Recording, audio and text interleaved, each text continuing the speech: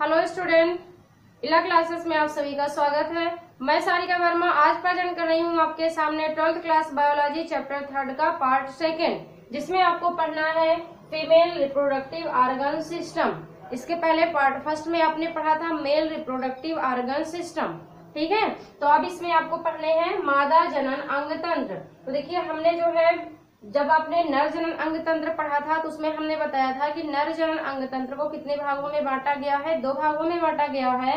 तो उसी प्रकार से जो मादा जनन अंग तंत्र है, मादा जनन अंग तंत्र को भी कितने भागों में बांटा गया है, 2 भागों में बांटा गया है, ठीक है। इसको भी कितने भागों में, 2 भागों में बांटा गया है, 2 भागों में बांटा गया। पहला तो है प्राथमिक, फर्स्ट है प्राथमिक लैंगिक अंग, इसको इंग्लिश में कहेंगे हम प्राइमरी सेक्स ऑर्गन। और दूसरा जो है वो है सहायक, सहायक या द्वितीयक लैंगिक अंग, सहायक या द्वितीयक लैंगिक अंग, एसेसरी या सेकेंडरी।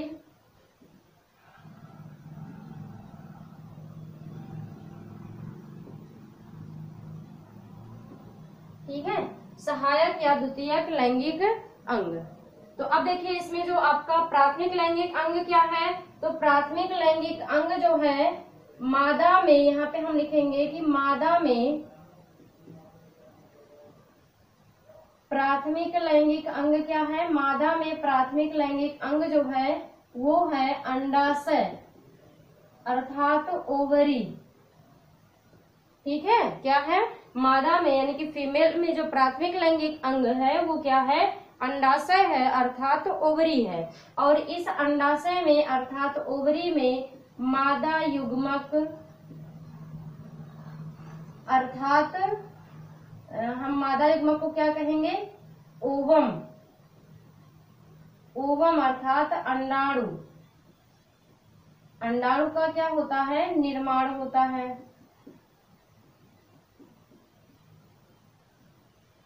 ठीक है ना। प्राथमिक लैंगिक अंग क्या है, फीमेल में ओवरी है, अंडाशय है, और अंडाशय में मादा युग्मक फीमेल गैमेट अर्थात ओवम अर्थात अंडाणु का निर्माण होता है, ठीक है। इसके बाद जो सहायक या द्वितीयक लैंगिक अंग है, तो सहायक या द्वितीयक लैंगिक अंग जो है इसमें कौन कौन से ऑर्गन आएंगे, तो इसमें आएगा यूट्रस, और दूसरा होगा 1 पेयर सर्विक्स, तीसरा हो जाएगा 1 पेयर फैलोपियन ट्यूब, इसी को ओविडक्ट भी कहते हैं। और चौथा हो जाएगा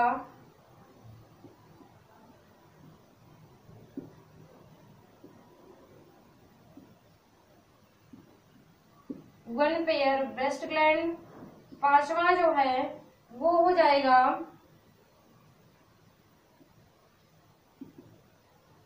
वेजाइना, और छठवां जो हो जाएगा बाह्य ज्ञानेंद्रियां, ठीक है। तो ये जो है द्वितीयक या सहायक लैंगिक अंग है। और प्राथमिक लैंगिक अंग जो है वो क्या है, ओवरी है अर्थात अंडाशय है, अर्थात जो है अंडाशय में क्या होता है, मादा युग्मक या ओवम का निर्माण होता है। या इस तरीके से भी हम कह सकते हैं कि फीमेल में मादा में प्राथमिक लैंगिक अंग वह है जिसमें मादा युग्मक अर्थात ओवम का या अंडाणु का निर्माण होता है, ठीक है। अब इसके बाद जो है फिगर हम बाद में बनाएंगे, जब आपको फर्टिलाइजेशन बताएंगे वहां पे हम फिगर बना लेंगे, तो आप देख लीजिएगा।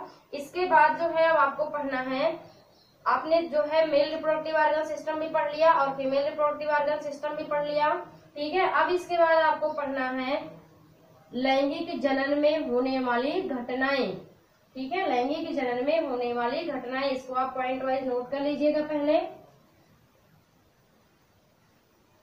उसके बाद हेडिंग लिखना है आपको लैंगिक जनन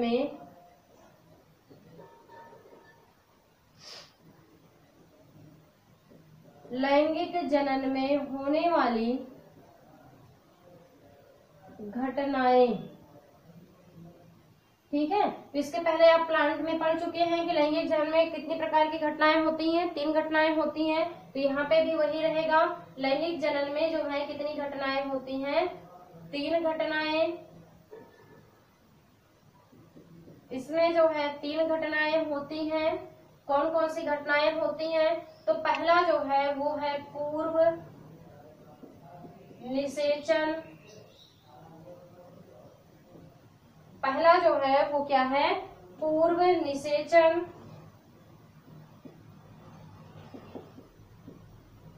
घटना या निषेचन पूर्व घटना, इस तरह से भी लिख सकते हैं हम। निषेचन पूर्व घटना लिख दीजिए इसी तरीके से। यहाँ पे हम लिखेंगे निषेचन पूर्व घटना, यानी कि प्री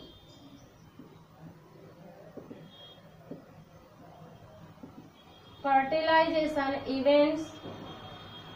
दूसरा जो है वो है निषेचन अर्थात फर्टिलाइजेशन, और तीसरा जो है वो है निषेचन पश्य घटना अर्थात पोस्ट फर्टिलाइजेशन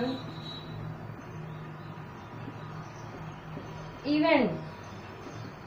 ठीक है, ये 3 घटनाएं होती हैं। लैंगिक जनन में जो है कितनी घटनाएं होती हैं? 3 घटनाएं होती हैं। पहला क्या है? पहला है प्री फर्टिलाइजेशन इवेंट, और दूसरा है फर्टिलाइजेशन, और तीसरा है पोस्ट फर्टिलाइजेशन इवेंट। तीनों आप लिख लेंगे। उसके बाद आप फर्स्ट हेडिंग लिखेंगे, पहली हेडिंग लिखेंगे निषेचन पूर्व घटना।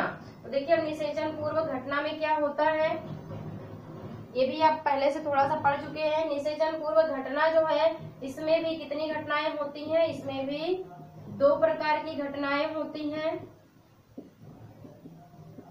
इसमें भी कितनी प्रकार की? 2 प्रकार की घटनाएं होती हैं। कौन कौन सी घटनाएं होती हैं? पहला जो है वो होता है युग्मक जनन। ठीक है, युग्मक जनन। और दूसरा जो होता है वो होता है युग्मक स्थानांतरण। युग्मक स्थानांतरण। ठीक है, युग्मक स्थानांतरण। युग्मक जनन अर्थात गैमेटोजेनेसिस। युग्मक जनन में क्या होता है?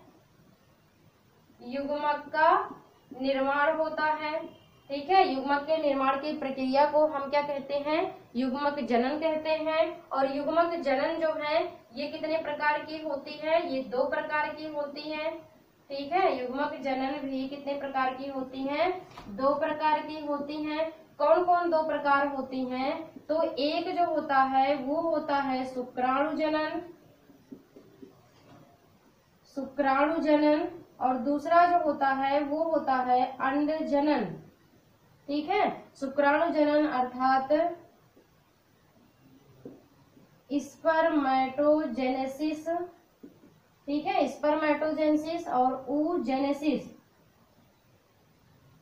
स्पर्मेटोजेनेसिस एंड oogenesis, अंड जनन। ठीक है, हमने देखा कि निषेचन पूर्व घटना जो है ये 2 प्रकार, इसमें कितने प्रकार की? 2 प्रकार की घटनाएं होती हैं। कौन कौन सी घटनाएं होती हैं? एक तो होता है युग्मक जनन अर्थात गैमेटोजेनेसिस, और दूसरा है युग्मक स्थानांतरण यानी कि ट्रांसफर ऑफ गैमीट। ठीक है, और युग्मक जनन क्या होता है? युग्मक जनन का मतलब होता है युग्मक का निर्माण। हम कह सकते हैं कि युग्मक के निर्माण की प्रक्रिया को हम क्या कहते हैं? युग्मक जनन कहते हैं। और युग्मक जनन जो है कितने प्रकार की होती है? 2 प्रकार की होती है। नंबर 1 जो है वो है शुक्राणु जनन अर्थात स्पर्मेटोजेनेसिस। ठीक है, शुक्राणु जनन अर्थात स्पर्मेटोजेनेसिस, और दूसरा है अंड जनन अर्थात oogenesis। तो अब जो है दोनों में से एक एक आपको पढ़ना है। पहले आप पढ़ेंगे शुक्राणु जनन, तो इतना लिखने के बाद आप फर्स्ट हेडिंग लिखेंगे स्पर्मेटोजेनेसिस अर्थात शुक्राणु जनन। अब आपको पढ़ना है शुक्राणु जनन, तो हेडिंग लिखेंगे आप शुक्राणु जनन।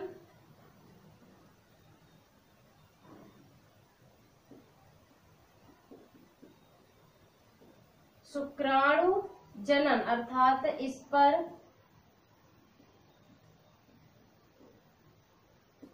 स्पर्मेटोजेनेसिस। स्पर्मेटोजेनेसिस शुक्राणु जनन क्या होता है? तो शुक्राणु जनन स्पर्मेटोजेनेसिस की प्रोसेस कहाँ पर होगी? टेस्टिस में होगी। ठीक है, तो इसमें हम लिख सकते हैं शुक्राणु जनन में अर्थात जो है स्पर्मेटोजेनेसिस में कि जो है वृषण या टेस्टिस में शुक्राणु अर्थात स्पर्म, वृषण में शुक्राणु के निर्माण की प्रक्रिया।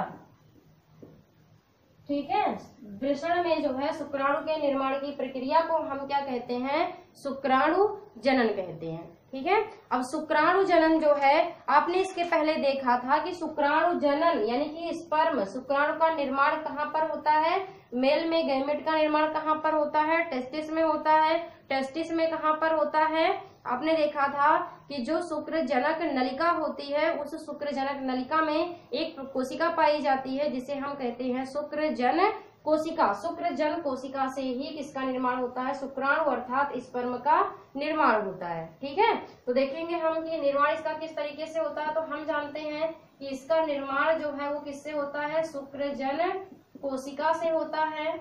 इसका निर्माण किससे होता है? शुक्रजन कोशिका से होता है अर्थात इसको हम लिख सकते हैं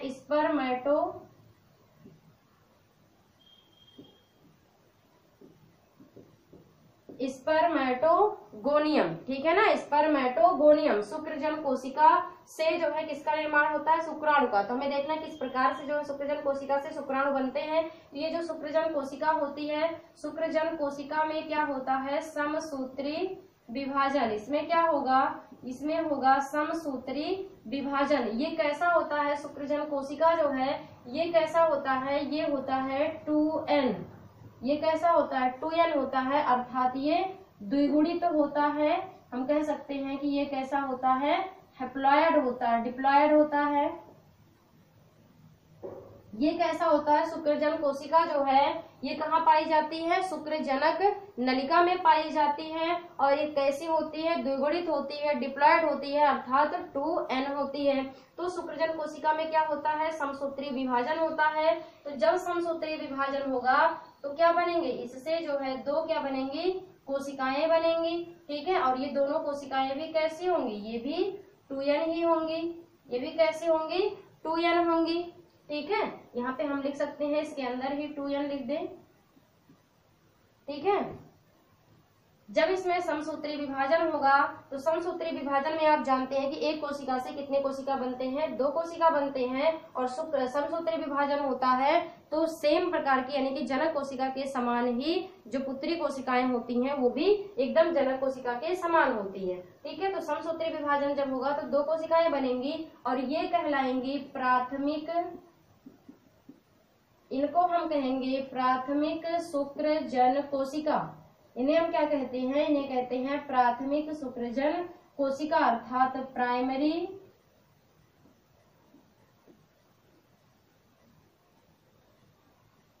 स्पर्मेटोसाइट। इसे हम कहेंगे प्राइमरी स्पर्मेटोसाइट। फिर ये जो प्राथमिक शुक्रजन आप देख रहे हैं 2 प्रकार के, दोनों में इसमें भी और इसमें भी क्या होगा? फिर इसके बाद जो है इसमें होता है अर्धसूत्री, या हम प्रथम लिखेंगे यहाँ, अर्धसूत्री फर्स्ट नहीं बल्कि हम लिखेंगे प्रथम अर्धसूत्री विभाजन। अब इसमें क्या होगा? जो प्राथमिक शुक्रजन कोशिका है, प्राथमिक शुक्रजन कोशिका में क्या होता है? प्राथमिक अर्धसूत्री विभाजन होता है यानी कि मियोसिस फर्स्ट होता है। मियोसिस फर्स्ट होता है। आप जानते हैं कि अर्धसूत्री विभाजन के कितने चरण होते हैं? 2 चरण होते हैं, meiosis first and meiosis second. तो सबसे पहले क्या होगा? इस प्राथमिक शुक्रजन कोशिका में मियोसिस फर्स्ट होगा। तो जब मियोसिस फर्स्ट होगा तो आप जानते हैं कि जब मियोसिस फर्स्ट होगा तो इससे कितनी कोशिकाएं बनेंगी? इससे जो है 2 कोशिकाएं बनेंगी इस प्रकार से। दो कोशिकाएं बनेंगी और दोनों कोशिकाएं जो हैं वो कैसी होंगी, हैप्लॉयड होंगी अर्थात सिंगल यन होंगी। ठीक है, दो कोशिकाएं इससे बनेंगी इस प्रकार से। ये दोनों कोशिकाएं जो बनेंगी इन्हें हम कहते हैं द्वितीयक, इन्हें हम कहेंगे द्वितीयक शुक्रजन कोशिका। इन्हें हम क्या कहेंगे, इन्हें कहेंगे द्वितीयक शुक्रजन कोशिका अर्थात सेकेंडरी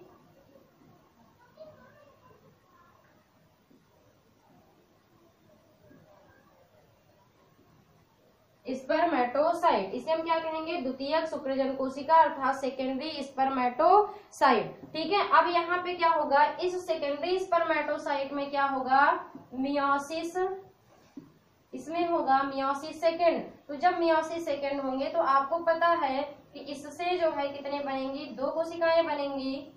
ठीक है, इससे दो कोशिकाएं बनेंगी और इससे भी कितने कोशिकाएं बनेंगी, इससे भी दो कोशिकाएं बनेंगी। ठीक है, इस प्रकार से जो है कितने कोशिकाएं बन जाएंगे, चार कोशिकाएं बनेंगी और चारों जो है कैसी होंगी, यन होंगी, सिंगल एन होंगी यानी कि हैप्लॉयड होंगी। और इन्हें हम कहते हैं, इन्हें हम कहेंगे प्रप्रसु कोशिका, प्रप्रसु कोशिका।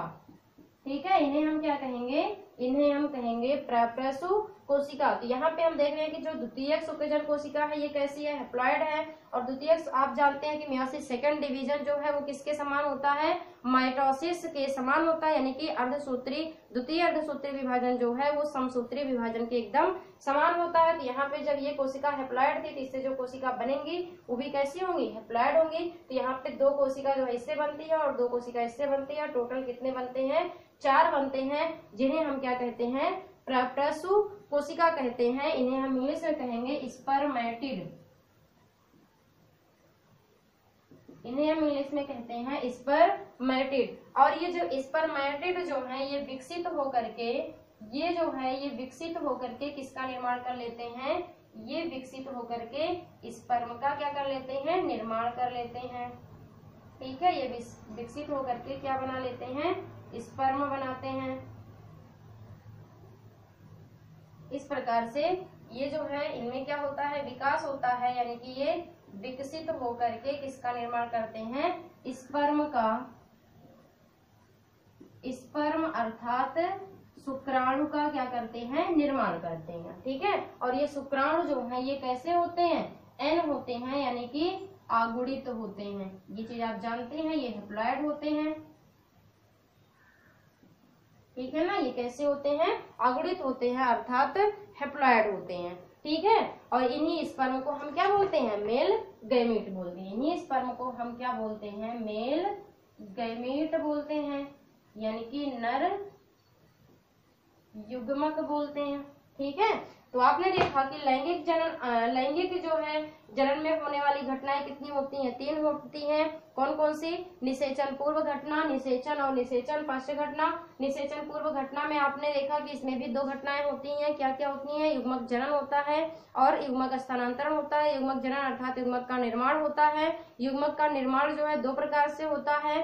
ठीक है, आप देख रहे हैं युग्मक का निर्माण जो है दो प्रकार से होता है, एक होता है शुक्राणु जनन और एक होता है अंडाणु जनन। ठीक है, अंड जनन, एक होता है शुक्राणु जनन और एक होता है अंड जनन। ये जो है ये किसमें होता है, शुक्राणु जनन नर में, और जो अंड जनन है वो किसमें होता है, मादा में होता है। तो शुक्राणु जनन जो है ये कहाँ पर होता है, ये वृषण में जो है ये होता क्या है, वृषण में शुक्राणु के निर्माण की प्रक्रिया को हम क्या कहते हैं, शुक्राणु जनन कहते हैं। और शुक्राणु जनन हम जानते हैं, यानी शुक्राणु का निर्माण जो है ये कहाँ पर होता है, वृषण में। वृषण में कहाँ पर, शुक्रजनक नलिका में। शुक्रजनक नलिका में जो शुक्रजन कोशिका पाई जाती है उसी से स्पर्म का निर्माण होता है। तो शुक्रजनक नलिका में जो शुक्रजन कोशिका पाई जाती है इसमें समसूत्री विभाजन होता है, जिससे प्राथमिक शुक्रजनक कोशिका का निर्माण होता है। उसके बाद प्राथमिक शुक्रजनक कोशिका में, शुक्रजन कोशिका में क्या होता है, मियोसिस फर्स्ट होता है, यानी कि प्रथम अर्धसूत्री विभाजन होता है, जिससे द्वितीयक शुक्रजन कोशिका का निर्माण होता है। फिर द्वितीयक शुक्रजन कोशिका में क्या होता है, मियोसिस सेकेंड डिवीजन होता है, जिससे क्या बनते हैं, चार प्रप्रसु कोशिका बनते हैं, स्पर्मेटिड बनते हैं। और प्रप्रसु कोशिका जो होती हैं ये विकसित होकर के शुक्राणु का निर्माण करते हैं। इसी प्रकार से ये वाला जो है इसमें भी इसी प्रकार से चार आप देख रहे हैं 4 इससे बने हैं शुक्राणु, 4 इससे एक इससे बनेंगे, यानी कि एक शुक्रजनक कोशिका से कितने 8 शुक्राणु जो है बनते हैं। ठीक है, इसी प्रकार से शुक्रजनक कोशिका बहुत ढेर सारे पाए जाते हैं शुक्रजनक नलिका में। ठीक है, तो ये था जो है शुक्राणु जनन। अब इसके बाद अंड जनन बाद में पढ़ेंगे आपको, इसके पहले आप देख लीजिए जो शुक्राणु बने हैं, स्पर्म बने हैं, इनका स्ट्रक्चर कैसे होता है, तो इसको आप नोट कर लेंगे और अपने भाषा में इसको आप लिख लेंगे। ठीक है, ताकि आपको भूले ना, नहीं तो इस तरीके से आप केवल फिगर बना के अगर छोड़ देंगे ऐसे तो आपको भूल जाएगा।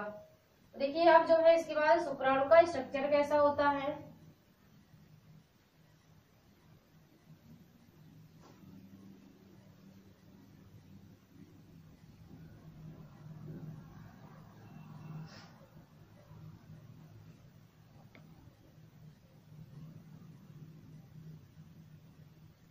क्या पढ़ना है आपको, स्ट्रक्चर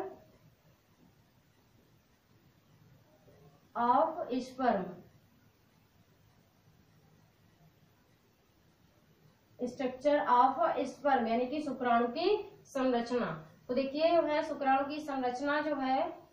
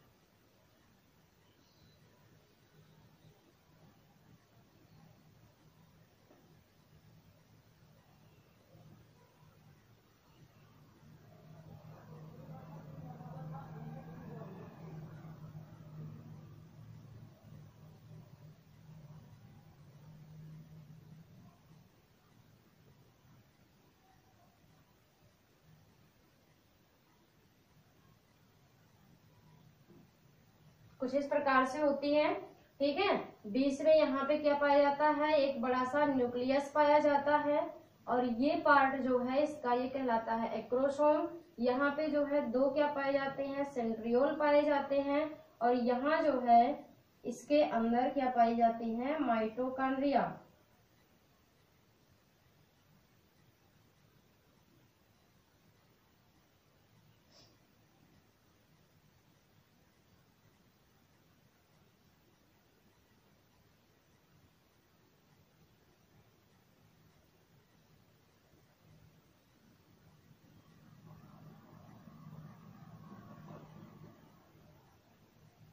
ठीक है,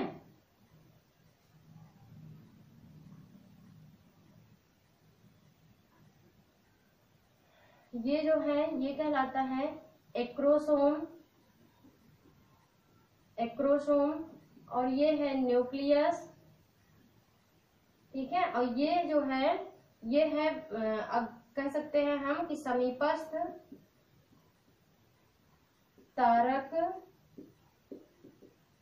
केंद्र अर्थात प्रॉक्सिमल सेंट्रियोल। ठीक है, और ये जो है ये है दूरस्थ तारक केंद्र अर्थात इसको हम कहते हैं डिस्टल सेंट्रियोल। ठीक है, और ये जो है इसके अंदर में है माइटोकॉन्ड्रिया।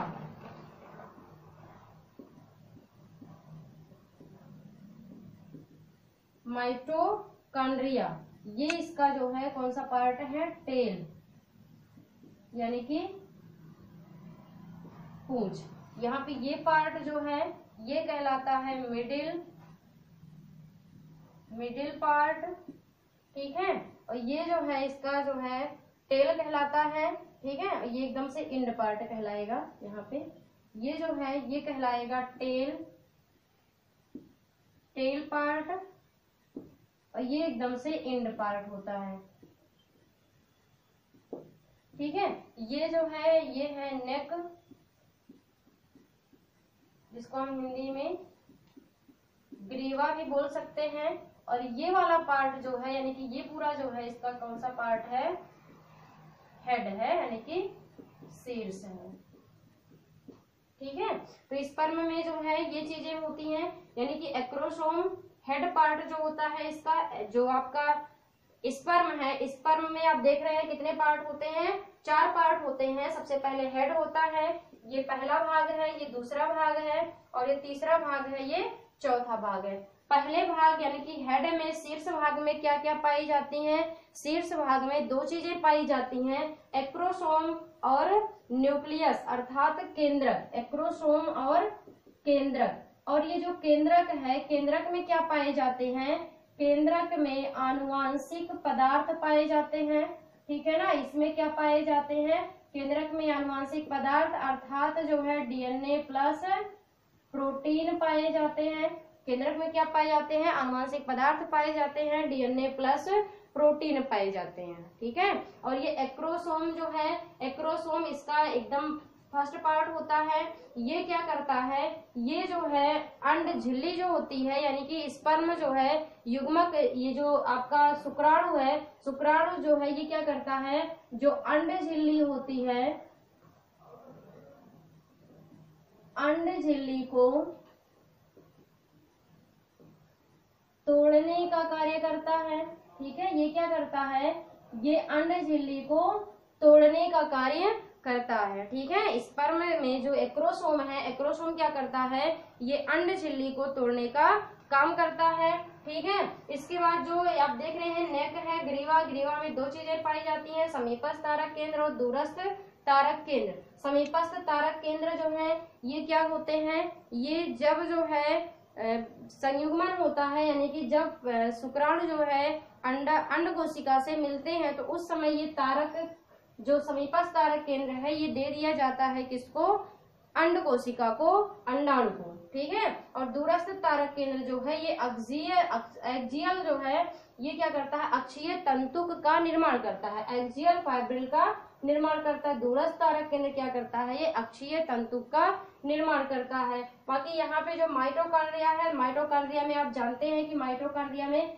किसकी प्रोसेस होती है, रिस्पायरेशन। इसको क्या चाहिए, मूवमेंट के लिए गति चाहिए, मूवमेंट के लिए इसको क्या चाहिए, एनर्जी चाहिए, गति नहीं चाहिए। मूवमेंट के लिए यानी कि गति के लिए जो है इसको क्या चाहिए, ऊर्जा चाहिए, एनर्जी चाहिए। तो एनर्जी इसको कहाँ से मिलता है, इसी माइटोकॉन्ड्रिया से मिलता है। क्यों, क्योंकि माइटोकॉन्ड्रिया में रिस्पायरेशन की प्रोसेस होती है और क्या होता है, एनर्जी रिलीज होता है, ठीक है। इसके बाद टेल जो है, ये टेल क्या करता है, इसको मूवमेंट में हेल्प करता है। टेल जो है ये क्या करता है, स्पर्म के मूवमेंट में हेल्प करता है। और स्पर्म का अगर शेप पूछा जाए, इसका शेप जो है, इसका शेप कैसा होता है, तो स्पून लाइक, ठीक है। स्पून लाइक इसका शेप कैसा होता है, स्पून लाइक होता है, यानी कि चम्मच के आकार का होता है, ठीक है। और इसकी साइज जो है वो होती है, इसकी साइज जो है वो होती है 50 माइक्रोमीटर, ठीक है। इसकी साइज कितनी होती है, लगभग 50 माइक्रोमीटर होती है, ठीक है। 50 माइक्रोमीटर या हम कह सकते हैं 0.05 mm, 0.05 मिलीमीटर, ठीक है। इसके बाद जो इसमें मूवमेंट होता है, ठीक है, इसमें जो मूवमेंट होता है वो जो है हम कह सकते हैं कि जो है ये 1 मिनट में, यानी कि 4 जो है mm पर मिनट, ठीक है। मूवमेंट, ये जो है मूवमेंट जो करता है वो 4 mm पर मिनट करता है, यानी कि इसमें मूवमेंट जो होता है 4 mm पर मिनट होता है। और इसका जो जीवन काल होता है, स्पर्म का जीवन काल जो है वो कितना होता है, 24 घंटे, ठीक है। इसका जीवन काल कितना होता है, 24 घंटे होता है, 24 आवर्स होता है, ठीक है। बस यही इतना है इसमें। सबसे पहले आप देख रहे हैं हेड पार्ट है, हेड में 2 है, एक्रोसोम है और न्यूक्लियस है, केंद्रक है। एक्रोसोम जो है एक कैप लाइक स्ट्रक्चर होता है और ये क्या करता है, इससे कुछ जो है लाइसिन का सिक्रेशन होता है, जो क्या करते हैं, अंड झिल्ली को तोड़ने का कार्य करते हैं। न्यूक्लियस केंद्रक में आनुवंशिक पदार्थ पाए जाते हैं। समीपस्थ तारक केंद्र जो है ये क्या होते हैं, समीपस्थ तारक केंद्र जो है ये विदलन में हेल्प करते हैं, यानी कि ये जो है अंड कोशिका को दे दिए जाते हैं और ये विदलन में हेल्प करते हैं। दूरस्थ तारक केंद्र जो है ये एक्सियल तंतु का निर्माण करता है। इसमें जो इसका मिडिल पार्ट है, मिडिल पार्ट में क्या पाया जाता है, माइटोकॉन्ड्रिया पाया जाता है। माइटोकॉन्ड्रिया से इसको क्या प्राप्त होता है, मूवमेंट के लिए एनर्जी प्राप्त होता है। और इसी माइटोकॉन्ड्रिया जो मिडिल पार्ट है, मिडिल पार्ट में जो है जो दूरस्थ तारा केंद्र से एक्सियल तंतुक का निर्माण होता है। एक्सियल तंतुक जो है वो मिडिल पार्ट में भी पाया जाता है और इसके टेल पार्ट में भी पाया जाता है। टेल का काम क्या होता है, टेल जो है इसको मूवमेंट में हेल्प करता है। स्पर्म जो है, स्पर्म का शेप कैसा होता है, स्पून लाइक होता है। इसकी साइज जो है वो कितनी होती है, 50 माइक्रोमीटर अर्थात 0.05 mm होती है। और इसका जो है जीवन काल यानी कि लाइफ स्पैन इसमें कितना होता है, 24 घंटे होता है। ठीक है, और ये जो है मूवमेंट करता है लगभग जो है 4 mm पर मिनट। स्पर्म जो है ये 4 mm पर मिनट क्या करता है, मूवमेंट करता है। तो बस आज के लिए इतना ही था। उम्मीद है आपको ये समझ में आया होगा। ठीक है, तो इसको आप पढ़ते रहिए डेली और अधिक से अधिक लोगों के पास इसको शेयर कीजिए जिससे काफी लोग इसको पढ़ सकें। ठीक है, थैंक यू।